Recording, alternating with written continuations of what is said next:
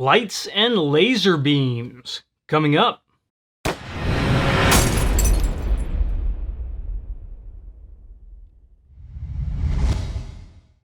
I'm John McQuaid with 8541 Tactical, and today we are going to talk about the Olight BALDR-S. This is a new light with integrated green laser that is being sold by Olight.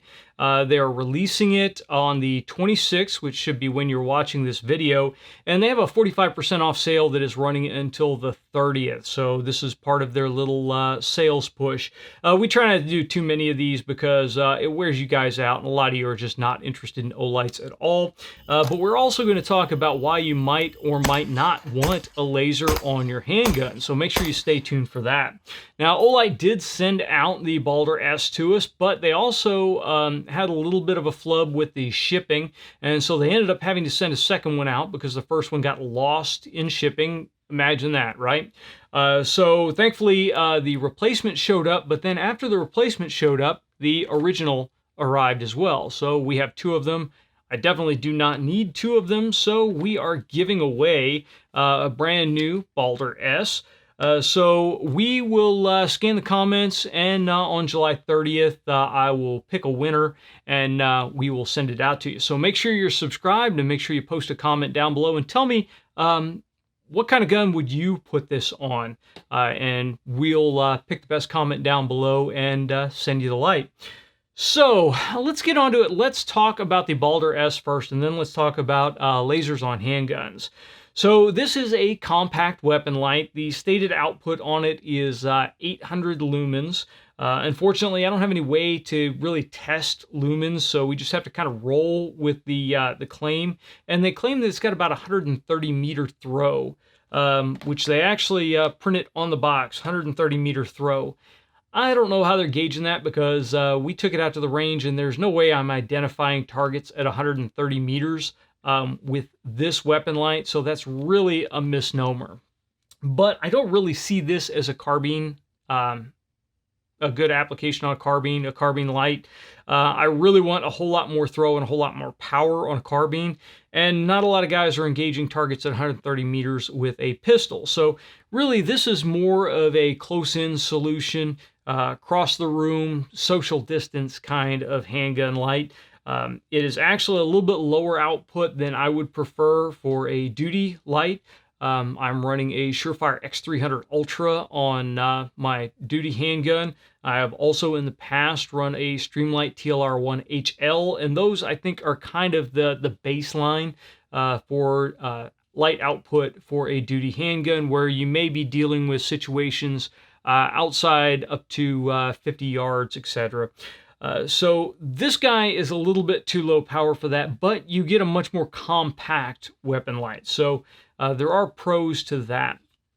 Now, the BALDR-S, as well as quite a few of the other Olight compact lights now, they have a really interesting mounting system, which kind of sets them apart from other lights that are in the lineup right now.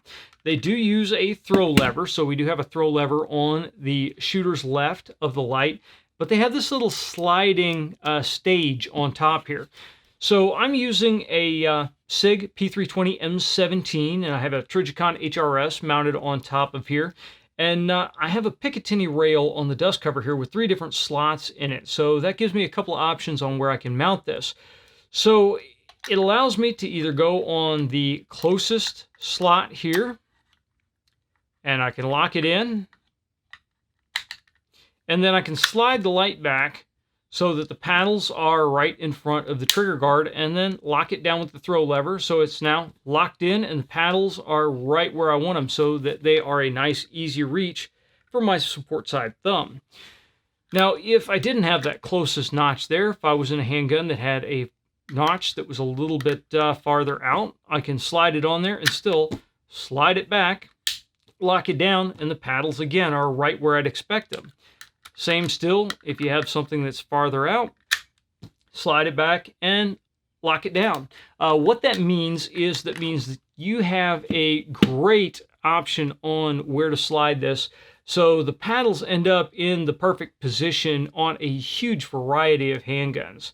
Now it's got a little mounting lug in here. It comes with a Glock lug installed. I removed that and put the included 1913 lug in because this is a 1913 spec rail on the bottom of the SIG.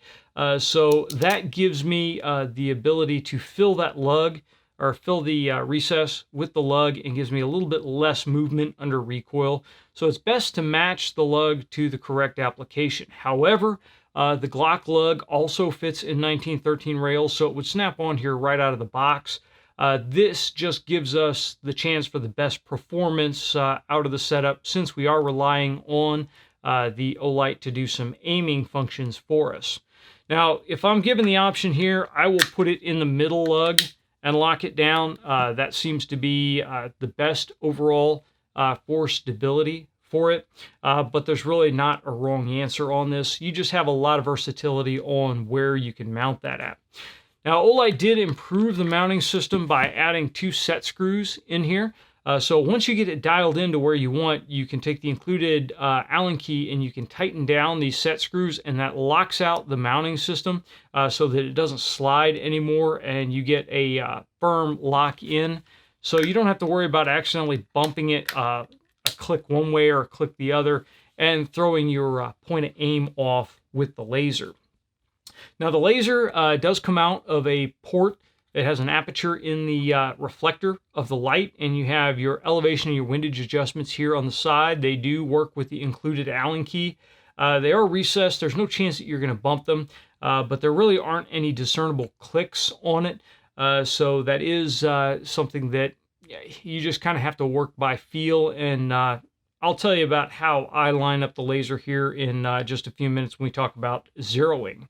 There is also a flat blade screw adjustment for the mounting clamp. So if the lever isn't locking up tight enough, you can tighten that down and get a tighter lockup. Although on the M17, we found the lockup right out of the box was just perfect. We didn't run into any issues with the laser drifting under recoil. So overall, that worked pretty well for us. Now, we'll talk about the function here real quick. This functions just like most of the other Olight compact lights, where if you press down and hold down, you have momentary function. If you release, it goes back off, or you have the option of press and release, and you go into constant on, press and release again, and the light goes off. And that works on either the left or the right paddle. They both go the same direction, so you press down to activate. This goofs me up a little bit when I switch over to Olights from the Surefire, because Surefires are mechanical switches. So I'm used to pressing down to lock the light on, and then when I'm done firing, I'm used to just rolling the light in my support hand to turn it off. So it's something I have to get used to on the Olights, that I'm tapping and then going back and tapping again. Now, as I said, the Olight has a 100 lumen low function. Now, they said this is an indoor function, and it gives you 140 minutes of runtime. To access that, you turn the light on, and then once the light is on in high power, you double tap, and it will kick it down to the low power mode. To go back into high power, you double tap again, and you go back up to high power.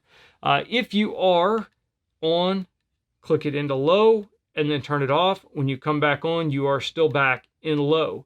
If you come on momentary, you're still on low. So you are now locked in low until you double tap and you go back onto high.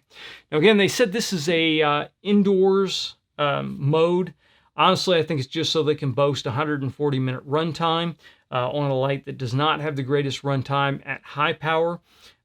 The reality is, on the street, I have not run into a situation where I've been in a structure searching for a dangerous felon and thought, gee, I have too much power. I would rather have less power in my weapon light. That hasn't happened to me. I'm not saying it's not possible. I guess if you were clearing a fun house and you went into the House of Mirrors, then maybe you would want less power. But in a general structure clearing, general CQB, we've seen time and time again with force on force that more output through your light, more lumens is usually better. Even if you go into white walls, a sterile environment, more light is generally better because now you've lit up the entire environment. It allows your peripheral vision to work a whole lot better. It just works better overall. But that is a feature if you like. It will bother you if you use the old school and you try to flash on and off. As you see, I'm working the paddle as quick as I can, and it's doing all kinds of crazy stuff. So if you're the old strobe guy, you're not going to like this at all. You have to get used to constant on or momentary, and that's it. So again, not a big deal because not many of us teach strobe anymore. It's kind of an old school technique that has gone the way of the dodo, but there may be some guys out there that still want it. Now, to go through the different functions of the light, we have this slider switch on the bottom here. So we can turn the light on, and right now I have it in the center, so it is laser on and light on. If I push it to the shooter's left, now I have laser only, the light is off. If I push it to the shooter's right, all the way to the right, now I have light, no laser. So you can obviously click through these different modes while the light is on, which is nice because then I can turn it on, I can aim it in a safe direction, I can set it to the mode that I want to set it to, turn it off, and now I have visual verification that I am in the mode that I want to have. So that's an option for you. Really, most of the time, I'm probably going to leave it in light and laser because I'm not going to want to have to think which mode do I want. I want to just be able to pull the handgun and know what it's set up for. The only thing I could see in that is if you were in a daylight environment and you were just going to run the laser, then you can click it over to laser only and you'll obviously get considerably more runtime. If you're running a setup like I am here where we have a red dot sight on top, then I really don't need the laser for 99.9% of situations. I would run it in the light only setting and just save a little bit extra battery power not running the laser. Now we get into why would you run a laser on your handgun. I know quite a few people that they prefer laser sights because laser sights are generally cheaper than high quality red dot sights, and red dot sights are still something that seems to scare some people. Lasers just seem to be easier to wrap their heads around. It's like a laser pointer, and almost everybody has played with a laser pointer, and it's a what you see is what you get thing. Where you point the laser is where the bullet goes. That's the idea. Now, unfortunately, in execution, it doesn't actually really work that way. I think one of the reasons that lasers are as popular as they are is because of the prevalence of indoor ranges. You go into an indoor range and you pull out your little M&P shield or whatever with your Crimson Trace grips on it, and you shine it on the target. It's great. You see the dot, you shoot, gas on. Now, this laser is a green laser, which tends to be better, a little bit more visible in daylight situations, but it is still woefully inadequate when we go out into broad daylight, high noon type situations. Generally, you will only see the laser in that 3 to 5 yard range, and hopefully it's because the sun is at the target's back, so you have a shadow on their front, and then you will actually see the laser appear, but it will be relatively dim. I do not really consider this a daylight usable laser. It just really isn't. Now, thankfully, most engagements where citizens have to use their firearms in defense occur in low light, and in low light, it is quite visible. You can see it just fine, but daylight, you can pretty much mark it out. This handgun, technically, it has 3 sighting systems in it right now. It has the laser, it has the iron sights, which are co-witnessed through the optic, and it has the optic. So all 3 of these sighting systems can be used, but 2 of the sighting systems will work in bright daylight, 1 really will not.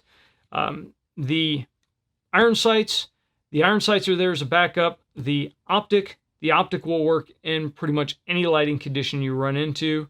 Unfortunately, the optic uses batteries, the laser uses batteries, so the irons are the backup in case all batteries fail.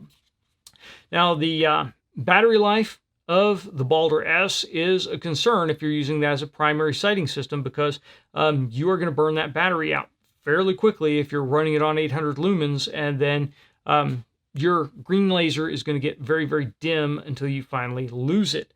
So bear that in mind and make sure that if you are using this on a system that you still have a usable backup sighting system that you do train on. Now, we run into the argument of lasers versus red dot sights, because you would initially think that they would be fairly similar, that we're just putting a dot on a target and then that's where the bullet goes, regardless of if the dot is only visible to you as it would be in the red dot sight, or if it would be visible to everyone as it is in the laser. Well, there are a couple of pros and a couple of cons of both sighting system. The main pro of the laser is it's independent upon the position of your head. So if I punch the gun out and I light the target up with a laser, I don't have to have my head directly behind the handgun. I can have it off to the side. I can be peeking around corners, that kind of thing. When I actually did use a laser on my duty handgun, it was for a very specific scenario, and that's where I was a shield operator on our team. So I would have a shield, a ballistic shield, in front of me, and I would be able to turn the laser on my handgun, pull my handgun back, and brace it against the inside edge of the shield. So that the only thing that was protruding past the shield was the muzzle of the handgun and the laser. And most of my hand, with the exception of maybe my trigger finger and my thumb, were protected by the shield. So all these fingers, all this stuff was behind. My elbow was tucked in, so my arm, all these places where we have all these veins and stuff that can bleed out relatively quickly, is behind the shield. So I could be protected from the shield. If I took impacts on the shield, the spall that comes off the shield, if I had any spall that came off the shield, would only be hitting the handgun. It wouldn't be hitting me. So that was a very useful aspect of it. So I turned the laser on, I could see where the laser's at through the viewport in the shield, and I was using the shield to stabilize the handgun. This worked better for me than the typical way to use a handgun with a shield, which is where you stick the handgun around in front of the viewport and you look through the viewport and you use the sighting system through the viewport.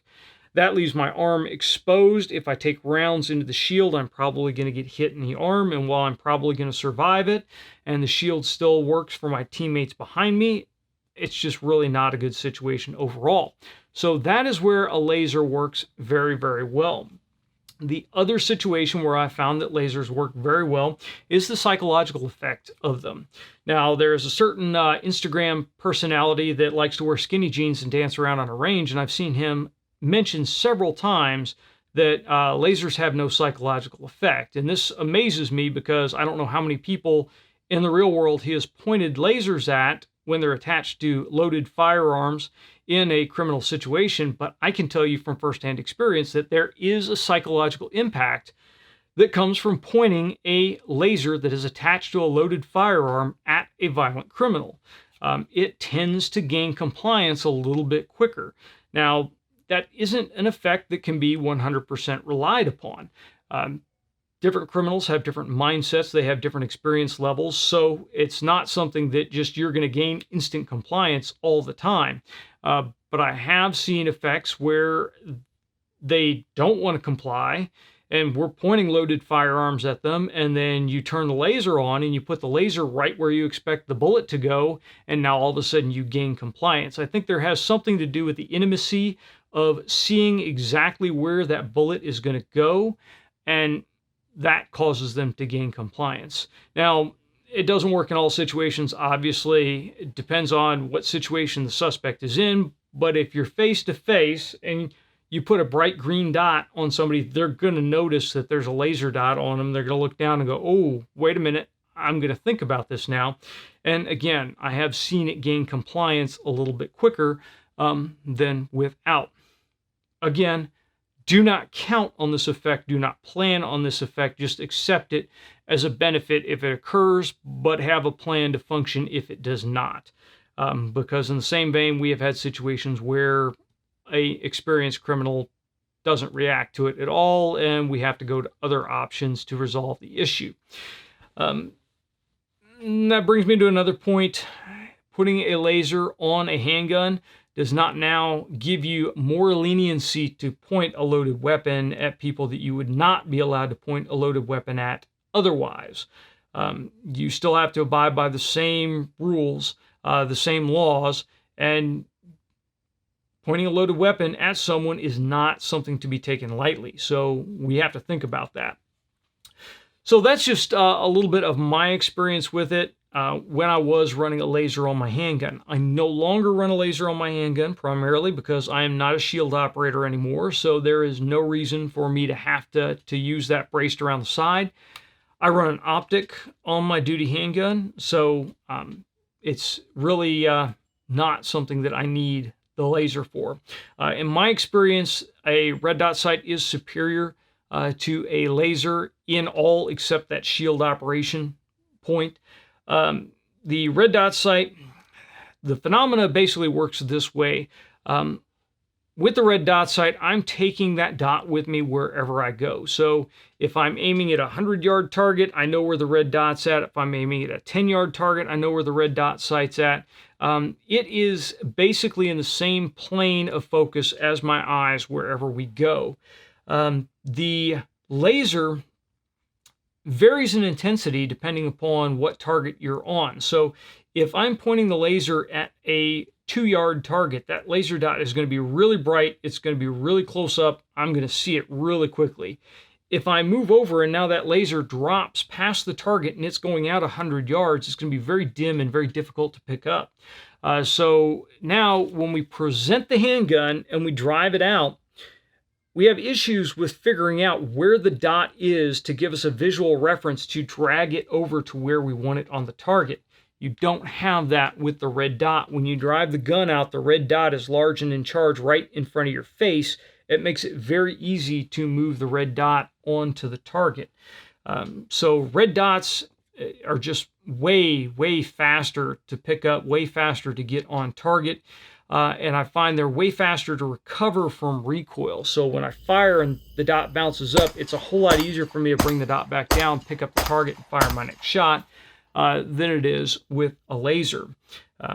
Now we go back and we add that into the red dot is a whole lot more visible in daylight situations. Daylight situations magnify all the problems with the laser sight. So for me, the red dot is the superior option. But people still like that red laser. And again, when we're talking about something like this, the BALDR-S is a fraction of the price of the Trijicon HRS that's sitting on top of here, or even some of the midline offerings from Holosun or from Leupold.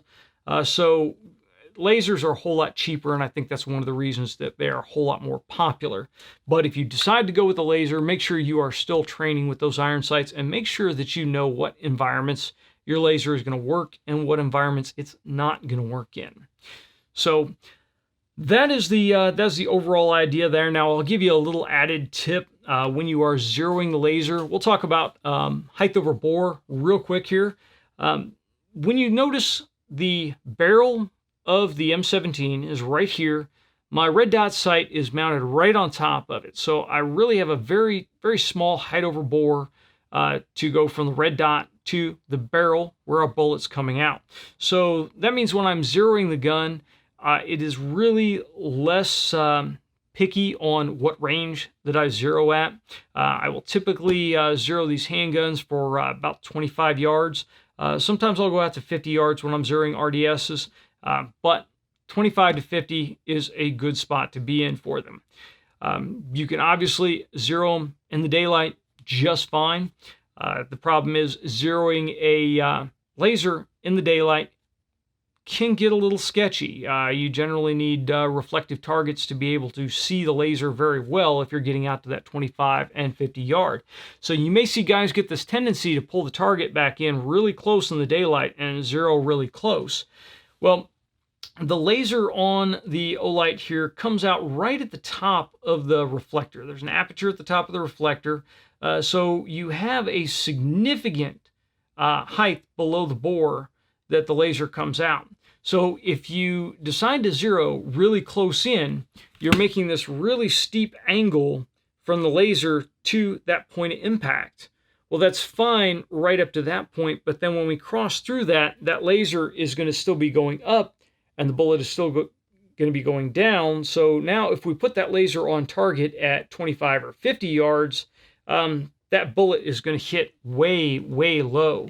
So you need to keep that in mind. What I would typically encourage is if you're going to zero a green laser like this, go out in the dusk hours, right before it's full dark, and fire it up, and then just dial the laser until it aligns with your iron sights or with your RDS at 25 or 50, wherever you would expect your engagement envelope to be at.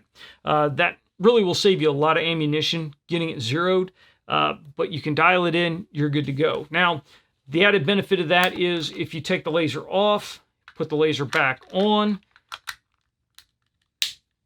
then you can power it up and you can see where that laser is in vicinity of your iron sights or red dot sight, and it'll give you an idea if you've had a significant shift or not. Now, again, you have to use the same zero distance, otherwise you will see a vertical shift. Now, we did go out and we did test the repeatability of the mounting system on this. So I shot some plate racks, then I went over and I shot a remove and return to zero test. So I shot 10 rounds, and each time I removed the optic, reinstalled the optic, and removed the laser, reinstalled the laser, and shot a round. And the group ended up being fairly tight, so it is returning to zero fairly well, so no real big deal there. I like to see that we didn't actually tighten down the set screws in there, so we were running it just like it came out of the box, same tension on the lever as it came out of the box. And it worked fine, so I was very happy to see that overall. Now, one huge disadvantage that you'll have with this is that it does use an internal rechargeable battery. So it uses Olight's magnetic charging system. So it comes with a USB plug that sticks onto the bottom of the light by magnet. And what that'll do for you is charge the internal battery, but you have no way to swap that internal battery. This is going to be more than enough for an EDC, for something where you're going to go out and casually shoot for a couple hours, but it is not going to be sufficient if you're going to go out and run a low light class for 5 to 8 hours. There you're going to have to look for another option because you can't swap the battery. So either you're going to have to bring a couple of lights, or you're going to have to go with another option where you can remove and replace the battery. So these with the internal rechargeable batteries are just not to the runtime yet, where you can use them for any kind of real serious training. So that is a huge downside, but really that's the biggest downside that I've run into with this light. That and the output is not really where I'd like to see it. They keep bumping it up with each generation of these lights. It gets a little better and a little better, but you're just not going to be able to get the output with a compact weapon light that you're going to get with a full-size weapon light. So keep that in mind. You have to kind of temper your expectations with what you're looking at. Overall, it's a fairly high quality light for the price point. For this sale from July 26th to July 30th, they're going for 45% off, and we'll drop an affiliate link down below. If you buy through the link, helps the show out a little bit. If you miss the sale, then still click the link, and then you can put in our coupon code, which is 8541TACTICAL, and it'll get you 10% off. So again, using that helps us out, helps support the show. And that's going to be about it. So if you guys like the video or you have any questions over anything we've covered, please drop them in the comment section down below. Remember, drop your comment down below. Tell me what you are going to put this on. If you want to win the BALDR-S, we'll select one comment after July 30th and we will send you the light. If you guys like the video, please make sure you like, share, and subscribe. If you want to be notified when we release new content, make sure you click the subscribe button and click that little bell icon. I've been hearing from more of you guys that YouTube is on their shadow ban kick and they have not been putting out when we release new videos. So click that little notification icon so you get notified when we do release new videos. And if you want to help support the content that you know and love, please check us out on Patreon. We would love to have your support. And before my voice totally goes out, until next time, get out and shoot.